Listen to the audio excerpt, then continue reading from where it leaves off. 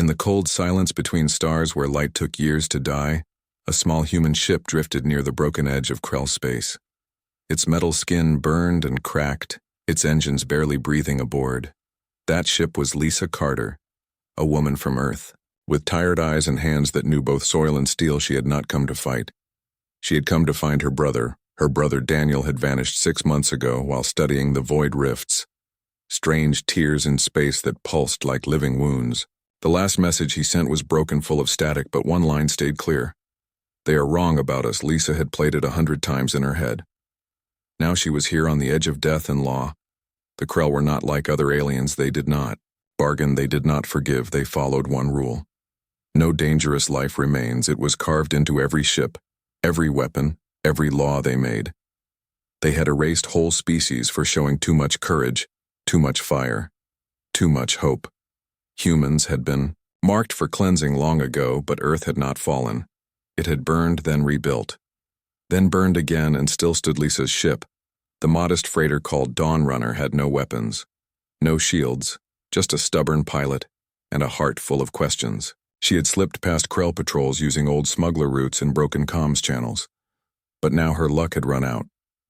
Red lights flashed across her cockpit oxygen, at 12% hull integrity failing. She was alone, and out of time. Then the air changed, not with sound but with stillness, the kind that comes before lightning. The rear hatch hissed open, though no one had unlocked it. Lisa spun in her chair, hand on her sidearm. But what stepped through was not a soldier. It was tall, slender, with skin like midnight glass and eyes that held galaxies not as pictures but as memories. It wore a robe made of woven starlight or something. Close enough the fabric moved like water. Though there was no wind, "You should be dead." The figure said, its voice soft like wind through dry leaves. "Your kind was judged extinct." 3 cycles passed. Lisa did not lower her weapon, but she did not fire either. "Who are you?" "I am Zara, last of the Veiled Ones. Once we guided the Krell in wisdom, now we are ghosts in there." "Machine, why are you here? To see if the rumors are true?" Zara stepped closer, her bare feet making no sound on the metal floor. "They say a human ship entered forbidden space alone. No fleet, no backup, just one woman." "Why? To find my brother," Lisa said. "He was studying the rifts. He sent a message, said he found something the Krell are afraid of." Zara's eyes flickered like distant suns. "The rifts are not places, they are wounds. Reality bleeds there, nothing lives inside. He said it chose us." Lisa whispered. Zara went very still. Then she turned to the main screen where the Krell armada hung in perfect formation. Black ships shaped like blades waiting for the order to destroy. "They will board soon," Zara said. "When they do, they will not speak. They will erase you in this ship and every trace you ever existed, then help me." Lisa said, "Not for me. For whatever my brother found." Zara studied her long and deep, as if reading her bones. "You humans burn fast and bright. You love too hard. You fight too long. You hope when there is no reason to. Is that why your world still stands? Earth still stands?" Lisa said firmly. "Even when they bombed it, even when they poisoned the skies, people planted seeds in the ash. They sang in the ruins. They taught their children stars." Had Namisara's lips curved slightly. Not quite a smile, but close enough for an alien who had forgotten. "How curious," she murmured, before Lisa could ask what she meant. Zara reached into her robe and pulled out a small glowing orb. It pulsed like a heartbeat, warm and alive. "This is a seed of the first song," she said. "The last one I carry. The Krell destroyed all others' music they said was dangerous. It made beings feel too much. It made them question." Lisa stared at it. "What do I do? Plant it where? Truth is needed most." Zara placed the orb in Lisa's palm, her fingers cool but gentle. "Your blood will wake it, but only if you truly believe." "I do," Lisa said without pause. Good alarms blared red across the ship. The hull groaned as magnetic clamps locked. Onto the Dawn Runner the Krell had arrived. Zara turned toward the door, her body beginning to glow, not with fire but with light so pure it made the shadows flee run. "Lisa," she said, but Lisa did not move. "Not yet." "Why are you helping me?" "Because you remind me of what we lost," Zara said softly, the courage to say no to silence. Then she raised her arms and sang. It was not a song of words, but of feeling, a sound so deep it vibrated in Lisa's teeth, in her bones, in the very atoms of the ship. The walls, bloomed with golden light, vines of energy spiraled from the floor. The air hummed with warmth and memory. Outside, Krell warriors in heavy armor burst through the hull breach, weapons raised. But they stopped dead, their helmets flickering, their systems crashing, not from damage but from overload, their minds flooded with something they had not felt in centuries. Emotion. Zara stood in the center of the corridor, her light growing brighter, tears of silver trailing down her cheeks. "You call us weak," she said to them, "but you are the ones who fear a lullaby." Lisa. Ranchi sprinted down the shaking hallway, the seed burning in her fist. She reached the escape pod at the rear of the ship and slammed the launch button. The pod shot free just as the dawn runner split open, not in explosion but in bloom. A tree of light erupted from its core branches, stretching into the void, petals of sound, drifting among the stars. The pod tumbled end over end, pulled by invisible hands into the nearest void rift, the one marked in Daniel's last coordinates. Inside the rift there was no up or down, no time, no sound at first. Then color returned, not as light but as feeling. Lisa saw flashes, Earth after the first Krell strike, cities in ruins but children drawing on broken walls with charcoal, mothers humming while boiling rainwater for clean drink, farmers planting wheat in craters where bombs fell. Then she saw him. Daniel stood on a shore of liquid starlight. His body changed, not human, not alien, but something new. His eyes held galaxies, but his smile was the same, the one he gave her when they were kids and he let her win at chess. "You came," he said. "I had to." Lisa stepped onto the shore, the ground soft like moss under her boots.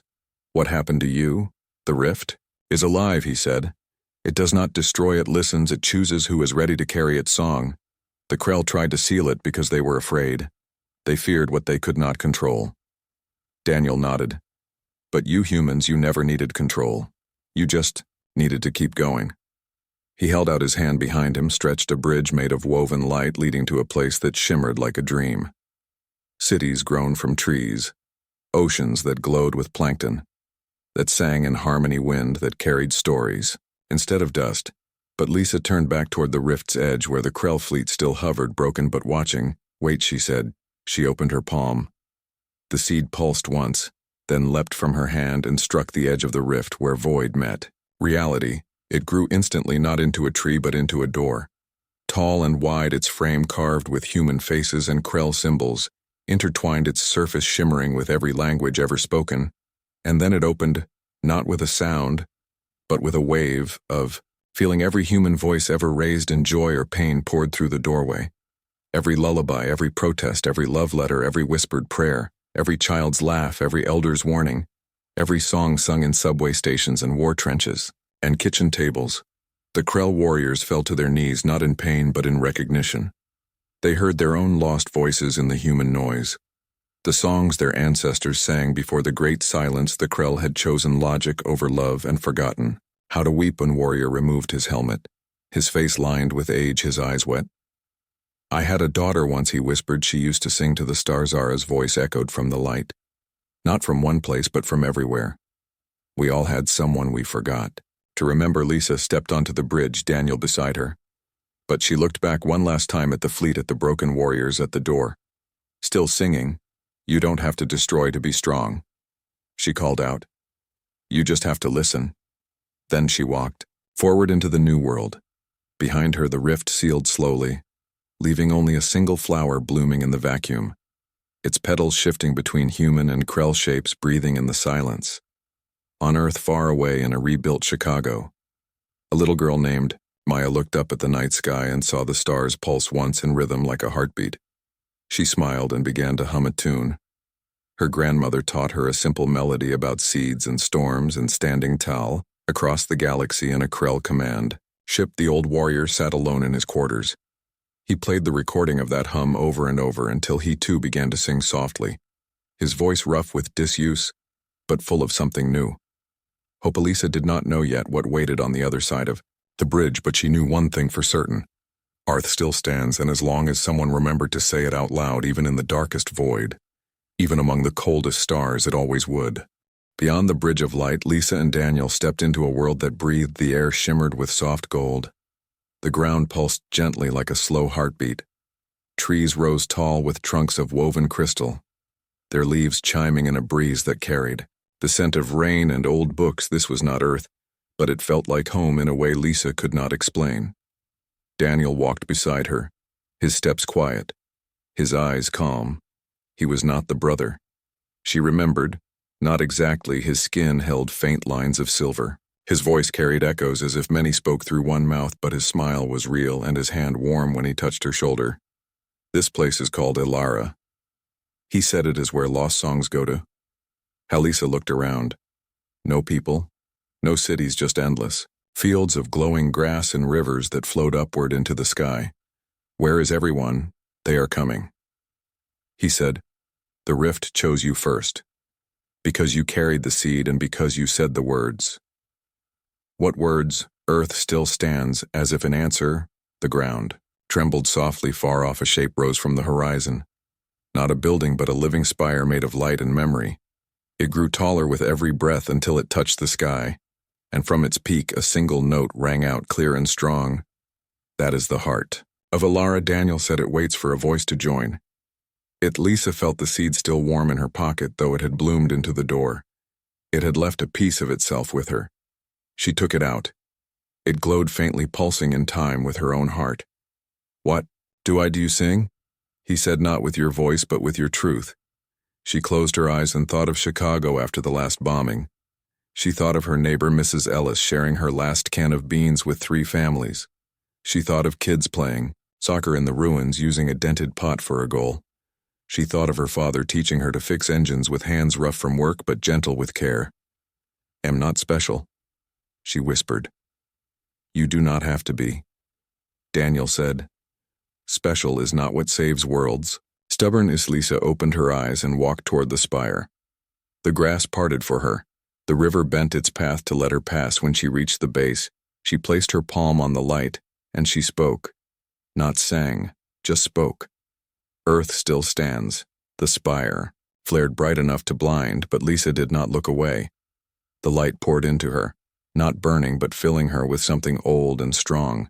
It was the memory of every human who had ever refused to kneel, every farmer who planted seeds in ash, every teacher who taught children under broken roofs, every nurse who worked by candlelight. Then the spire split open, and from within stepped a figure. It was Lisa, but not her younger, stronger, wearing armor made of woven starlight and earth steel. Her eyes held galaxies, but her stance was pure Chicago street fighter. This is your echo. Daniel said, the part of you that never gave up even when you wanted to. The echo stepped forward and merged with Lisa. Not with pain, but with peace. She felt taller, stronger not in body but in spirit. Meanwhile, far away in Krell space, the old warrior named Torin sat in his ship, still listening to the human hum. He had played it so many times, his crew began to gather outside his door, not to arrest him, but to listen. One young officer finally spoke. Sir, is this not forbidden? Torin turned, his face lined with new tears. Forbidden? Yes, but not wrong. He opened the ship's main comm and broadcast the hum across the entire fleet, not as a weapon but as a question. On a dozen ships, Krell warriors paused in their duties. They removed their helmets. They looked at each other not as soldiers but as beings who once had mothers, who once sang to sleep. Back on Ilara, Lisa felt the shift in the stars. She knew the Krell were changing. Not all of them, not yet, but enough. What now? She asked Daniel. Now we build, he said, not with metal, but with trust. He led her to a clearing where the ground was soft and dark. In the center lay a single stone carved with symbols from 100 worlds, human Krell, veiled ones and others Lisa did not recognize. This is the first stone of the new council. He said, every species that has been called dangerous will have a voice here, but the Krell will never come. They already are. Daniel pointed to the edge of the clearing where a figure stood cloaked in shadow. It stepped forward and lowered its hood. Zara, you did not think I would miss the beginning, did you? Zara said. Her silver eyes bright with something like joy. Lisa ran to her and hugged her tight. The alien, stiff at first, then slowly wrapped her arms around Lisa in return. We have much to undo. Zara said the Krell erased whole histories, burned libraries, silenced songs. Then we will rebuild them. Lisa said together, over the next days they worked, the spire grew taller with every story told. Lisa spoke of Earth's wars but also its gardens. Daniel shared the science of the rifts.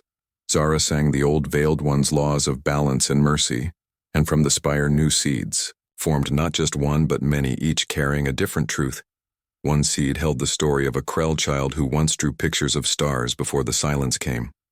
Another held the memory of a human doctor who saved enemy soldiers. Another held the moment Torin played the hum for his crew. These seeds would be sent out into the galaxy, not as weapons but as questions. Do you remember who you were before you were told to forget?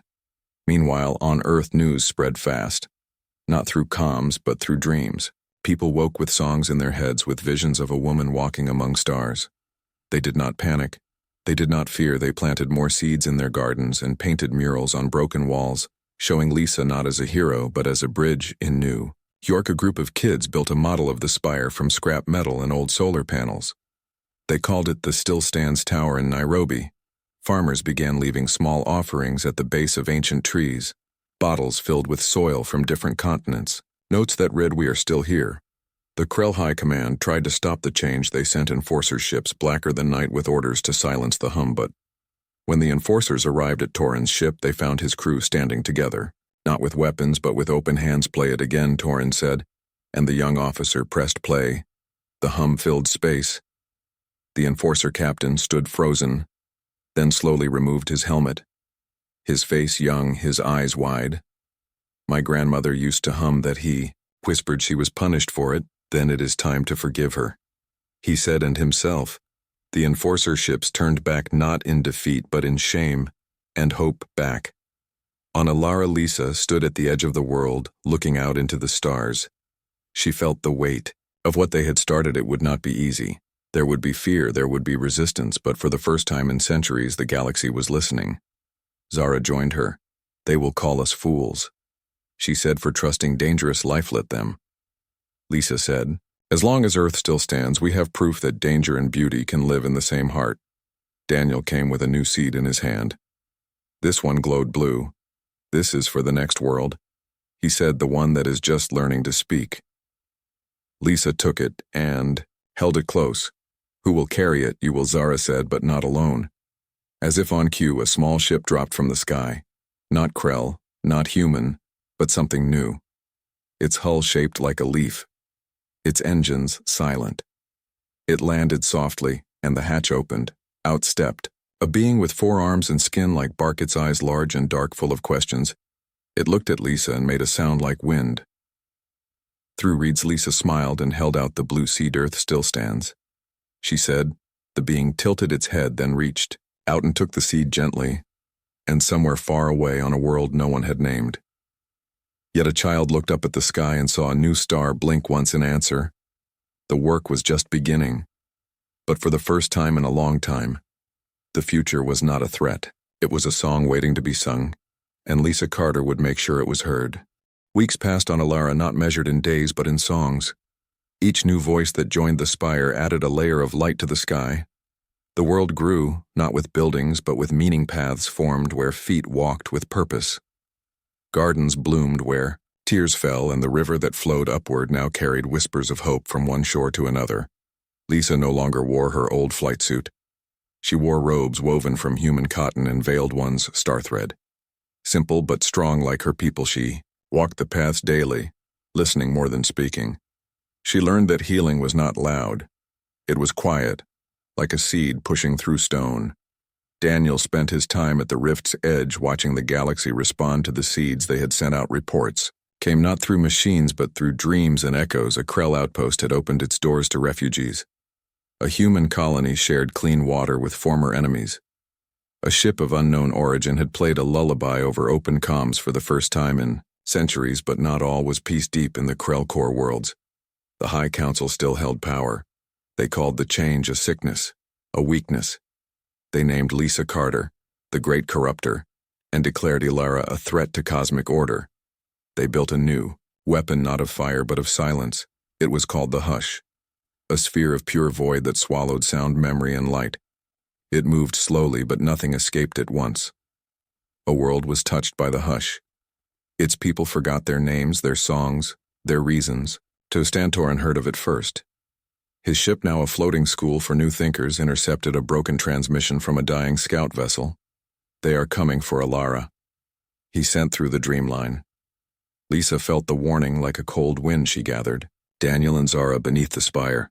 They will not win, she said. But we cannot fight silence with noise, then we give them something. Silence cannot eat, Zara replied. Truth, that night Lisa sat by the river and wrote a letter. Not on paper, but in thought. She poured into it every reason Earth had survived, not its weapons, but its kindness. Not its strength, but its stubborn love for small things. A shared meal. A saved dog. A child's drawing taped to a broken wall. When she finished, the letter became a new seed, white and warm like morning light. This is not for the galaxy, she said. This is for the hush. Daniel understood. If silence feeds on forgetting, this seed feeds on remembering. They launched it not with a ship, but with the spire itself. The great tower pulsed once, and the seed shot into the void, trailing soft light like a comet. Meanwhile, the hush drifted toward the outer colonies. It passed a Krell mining world. The people there had begun to hum again, just softly while they worked. The hush touched the planet, and the humming stopped. Faces went blank. Tools fell from hands, the world went still. But then the seed arrived. It landed in the center of the silent city and bloomed. Not with sound, but with feeling. A miner touched the flower and remembered his daughter's laugh. A teacher remembered the first time her student read aloud. A soldier remembered planting a tree with his enemy after the war.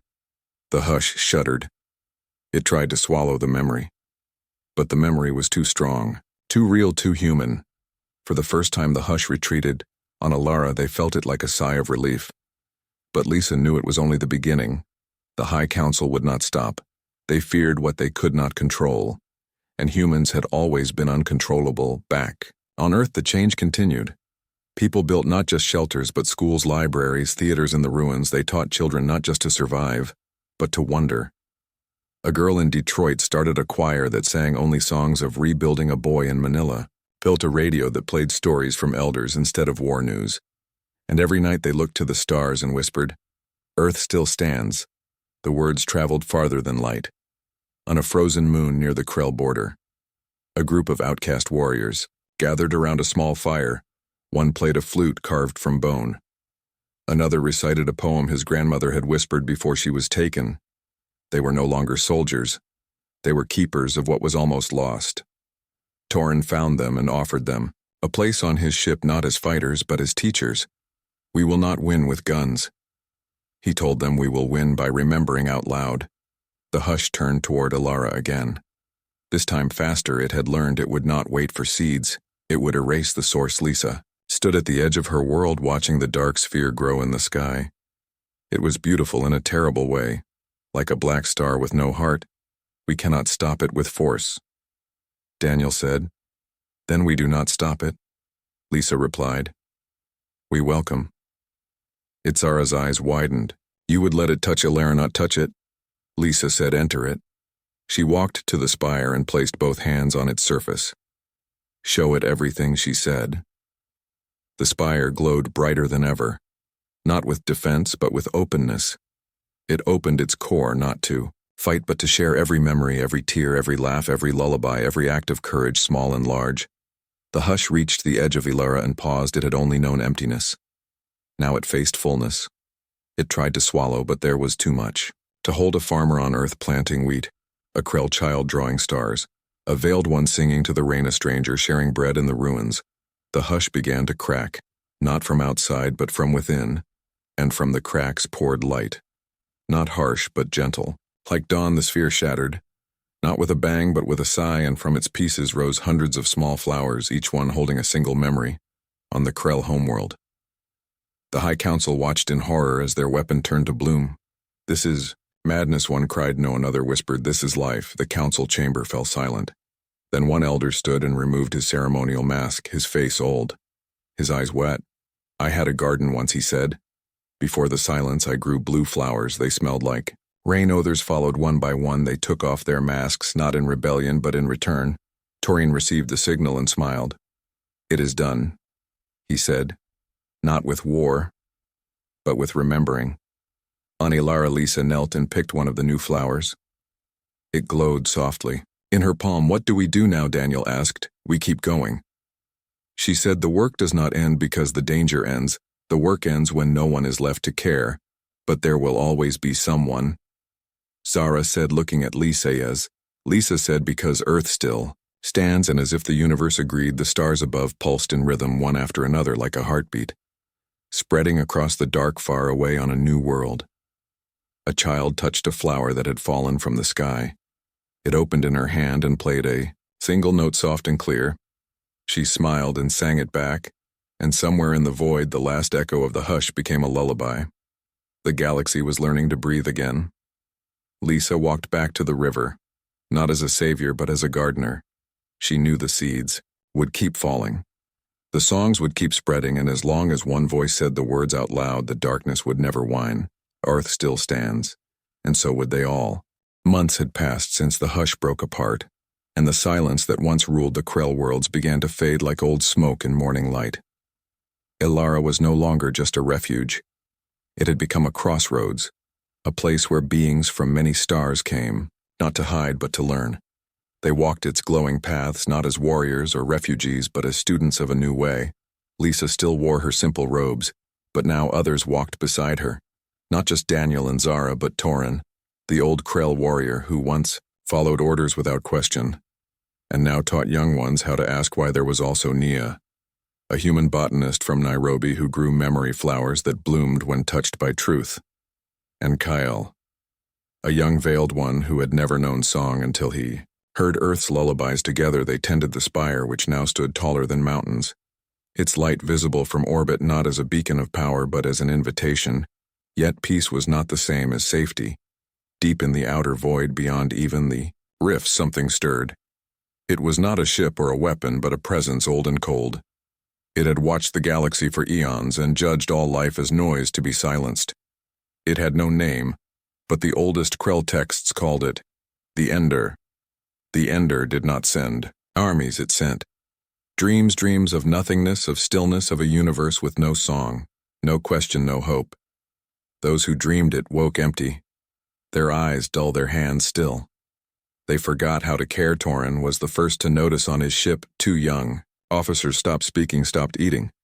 They just sat staring at the walls, their minds gone hollow. He sent a warning through the dreamline to Ilara. Something worse than the hushes calming. Lisa gathered her friends beneath the spire. The air felt heavier, as if the stars themselves held their breath. The Ender does not fight. It waits. She said, "It waits for us to forget why we stand." "Then we remind them," Daniel said. "But how?" Naya asked. "How do you fight?" "A dream, you wake people up."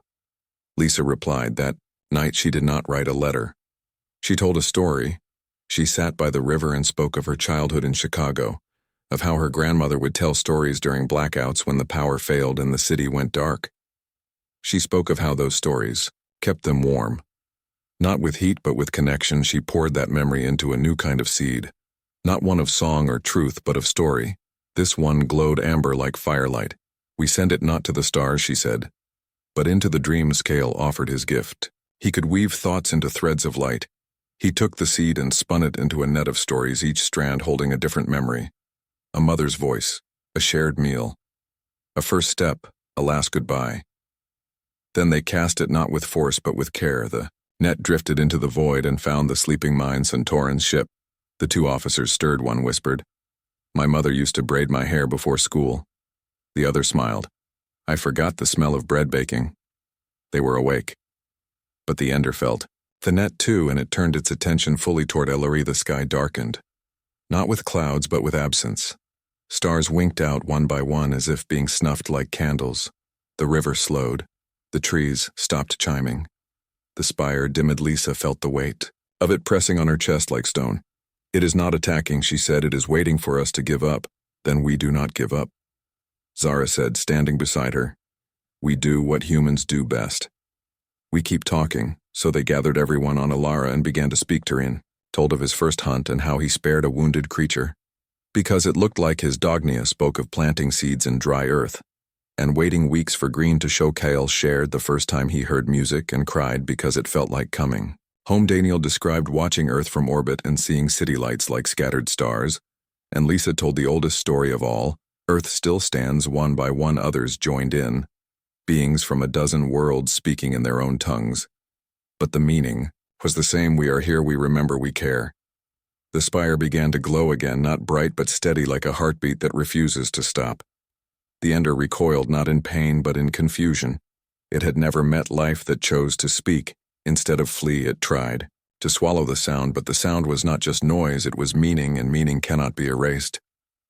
The missing stars returned one by one. On Earth, people felt the shift. They did not know why, but they gathered in streets and parks and began to tell stories to each other, grandparents to grandchildren, neighbors to strangers. In Tokyo, a man played an old piano in the ruins, and people sang along even if they did not know the words. In Cairo, children drew pictures of Alara on broken walls. In Buenos Aires, a radio station played nothing but voices sharing memories for 12 hours straight. The ender did not vanish, it could not. It was part of the void itself. But it learned something new. Not all noise is chaos. Some noise is love. It withdrew not in defeat but in wonder. On Alara, the air grew light again. The river sang, the trees chimed. Lisa sat by the water, tired but not broken. Is it over? Kale asked. No, she said. But it does not have to win every day. Only we. Doctor and knelt beside her. You have changed more than worlds, Lisa Carter. You have changed what it means to be alive. I did not do it alone, she said. And that was the point. In the weeks that followed, Alara grew not in size but in spirit. New paths formed where beings walked together, not as species but as friends. Schools opened where Krell children learned human songs and human children learned veiled ones. Star Maps. Lisa still walked the paths, but now she listened more than she spoke. She knew her part was not to lead forever, but to help others find their own voice. One evening, she stood at the edge of the world looking out at the stars. Daniel joined her. Do you miss Earth? He asked. Every day, she said. But Earth is not just a place, it is a choice, and that choice lives everywhere. Oh, he nodded and handed her a small flower. It glowed softly blue. This one just bloomed, he said. It has no memory, no song, no story. Just a question. What question? Are we still becoming? Lisa smiled and tucked the flower into her hair. Yes, she said, we always will be. Far away on a quiet moon, a young Krell girl sat with an old human woman. They did not share a language, but they shared bread and watched the stars together. The girl pointed to one that pulsed gently. Earth still stands. The woman whispered them. Girl did not understand the words, but she felt their truth and she smiled. And in that smile, the future began again. Not with war, not with fear, but with a simple act of sharing. Lisa knew the darkness would return. It always did. But so would the light. As long as someone was willing to say the words out loud, to plant a seed, to tell a story, to hold a hand, Earth still stands, and so would they all, as long as they remembered to care. Seasons turned on Alara, not with cold or heat, but with shifts in light and song. The spire now stood at the center of a living city, not built of stone or steel, but of shared moments. Paths wound through gardens where Krell elders taught human children how to listen to the wind, and human farmers showed veiled ones how to grow food from broken ground. Lisa walked these paths daily, not as a leader but as a listener. She wore no title, only the quiet respect of those who knew she had faced the void and whispered back. Yet peace had its own weight. Some began to forget why they stood in the first place. Young ones born after the hush and the ender knew only stories, not scars. They asked why they should care about old wars or distant worlds. Why? Sing for Earth, they asked, when we have never seen. Lisa did not scold them. She invited them to the riverside, she said. And I will tell you not about Earth, but about a woman who missed her brothers. She spoke simply of fear and hope, of a broken ship, and a single seed. She did not speak of glory, only of choice. That night the young ones gathered again, not because they were told to, but because they wanted to hear more. But not all change was gentle. On the far edge of known space, a new faction rose, not Krell, not human, but a mix of those who had lost everything and blamed the new peace for their pain. They called themselves the Pure Silence, and they believed that only total quiet could save the galaxy from chaos. They did not send weapons. They sent doubt. They whispered in dreams and comms that Alara was a lie, that Lisa was a trickster, that the Spire stole memories and rewrote minds. Some believed Thami. Krell Outpost cut ties with Torin's fleet. A human colony refused memory seeds availed. One outpost went dark. Lisa felt the fracture like a crack in glass. They are afraid, Daniel said. Fear makes people choose silence over truth. Then we give them a reason to trust. Zara replied. But how Nia asked, words do not reach those who cover their ears. Lisa thought of her grandmother who used to say, you do not argue with a storm. You plant a tree and wait. So they planted not seeds of song or story, but of presence. Lisa left Alara for the first time since the hush. She took no guards, no weapons, only a small bag and a heart full of patience. Her first stop was the human colony of Haven 7, a world that had once welcomed refugees but now barred its gates. She stood outside the main gate for 3 days. On the first day, no one came. On the second day, a child watched from a window. On the third day, the child brought her a cup of water. Lisa thanked her and sat. The child returned with her mother. Why are you here? The woman asked. To remember with you? Lisa said. The woman frowned. We have nothing to remember with you. You remember the bombing of New Seattle. Lisa said. You carried your baby through smoke for 2 days. You shared your last protein bar with a stranger. You did not know their name, but you knew they were alive, and that was enough. The woman's eyes filled with tears. So do you know that? Because someone told me and I told someone else, and now I am telling you. The gate opened that night. Next, Lisa went to the Krell outpost Ironwatch, where Torin's old friend Commander Varric had turned away from the new ways. She did not ask to speak to him. She sat outside his command post and began to hum the same tune Torin had played for his crew. At first Varric ignored her, then he sent guards to move her. They returned and said, she will. Hagun, the 5th day, Varric came out himself. You think a song can fix what war broke? No, Lisa said. But it can remind us what we were fighting for. He looked at her long and hard, then nodded once. Enter inside. He showed her a data slab with images of his family lost in the early purges. I thought silence would stop the pain, only hides it. Lisa said, let the song hold it for you. He played the hum over the ship's comms that night, and Ironwatch reconnected to the Dreamline. Last, Lisa went to the Veiled One's silent spire, where the elders had sealed themselves away, fearing the new world would erase their old ways. She did not knock. She simply sat at the base of their tower and began to weave a basket from river reeds, the old human waydays. Passed, then one elder came down, not to speak but to watch. Lisa handed her a reed. The elder took it and began to weave. No words were needed.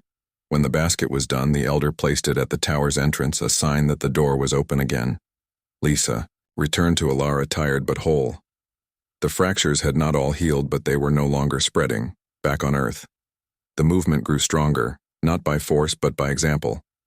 Cities shared power grids, farms traded seeds, schools exchanged teachers. A child in Oslo learned Krell hand signs. A teen in Jakarta grew memory flowers on her balcony. And every evening people looked to the stars and said the words not as a chant, but as a promise. Earth still stands, on Alara. The young ones who once asked, why, now asked how. How do we keep the song alive? How do we help others remember? How do we stand when we are afraid? Lisa smiled and took them to the spire. You do not stand alone. She said, you stand together. One evening, as the twin moons rose, Kyle brought Lisa a new bloom. It pulsed with soft green light. It has no memory, no song, no story, he said, just a feeling. What feeling? Belonging. Lisa held it close. That is the strongest one of all. Far away in the void, the pure silence watched and waited. But their whispers grew weaker because fewer ears were listening. Torin visited Alara often now, not as a warrior but as a bridge. He brought young Krell to learn from human farmers and human teens to study with Veiled One's scholars. We are not erasing who we were, he told them. We are adding to it, and that was the heart of it. The galaxy was not becoming one thing.